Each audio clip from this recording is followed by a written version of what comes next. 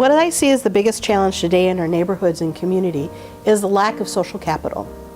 And social capital is what strengthens community and builds community bonds. And the basis of social capital is that you know your neighbors, that you know the people that are in your community, in your school, who your kids are playing with, how you relate to your community is all the term encompasses social capital. If we follow the command to love your neighbor as you love yourself, that would definitely strengthen and build all of our communities.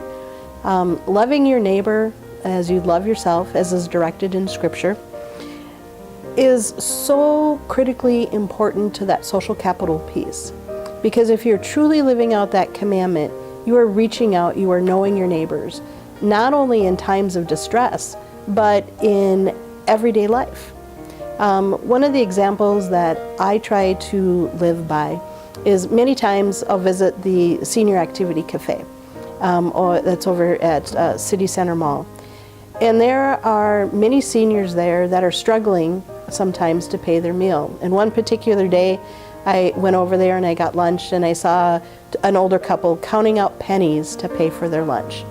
And I was so moved by that. I went to Bobby, who was the waitress, and I said, "Bobby, here's a check for $25. Give them the gift card, pay for their meal, and just give it to them anonymously. I don't want, I don't need recognition for it. My recognition is going to be in heaven, but these people are going to be cared for." I didn't know those people, but I could see that they were struggling and that they were doing their very best to feed themselves and make their ends meet. So I took that step to give of myself to be able to make sure that they could be cared for. So that's part of building social capital in our neighborhoods and in our community, is that basic care and love for one another. Loving your neighbor as you love yourself means getting to know people, means seeing people in situations and maybe putting yourself in their shoes, reaching out to lend a helping hand, not only in times of distress, say if a tornado comes through and there's wind damage, but every day. Knowing who your neighbors are, talking with them, engaging in their lives, building up your neighborhoods. This entire series, Love Your Neighbor as You Love Yourself, is so important to me because it's the basic foundation of our Christian faith. God gave us basically 2 commandments, love your God with all your mind, with all your heart, with all your strength, with all your soul, and love your neighbor as you love yourself. Pretty simple, pretty straightforward, not a lot of mystery there. So, that's why every day when I pull in the parking lot here at City Hall, before I come in, I always say a prayer. And I say, "Dear God, please light my path today.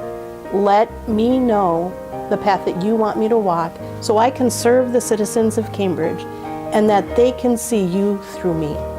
And that is so important to me, that I know that Lynda Woulfe is not the person that is administrating the city of Cambridge. I can only do that through the strength and through the direction that God provides to me. And that is so mission critical to me.